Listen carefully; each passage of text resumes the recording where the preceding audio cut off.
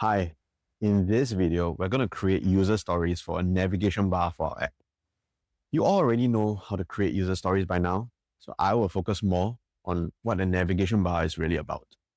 Once you understand this, the user stories will naturally make sense and we can fast forward through them all. A navigation bar, or a Nav bar for short, is basically the menu that sits at the top or sometimes the side of your app or website.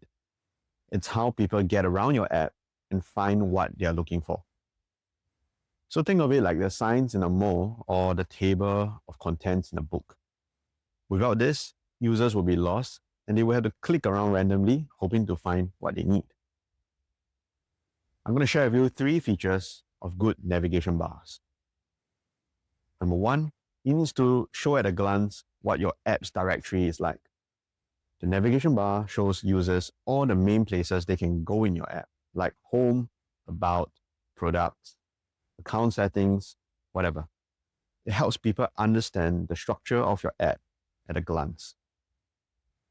Number 2, it needs to be physically consistent. And by that, I mean users expect to find a navigation bar in the same spot on every single page. Whether they are on your home page, deep in your checkout flow, that navigation bar should always stay put, so people always have a way to navigate somewhere else.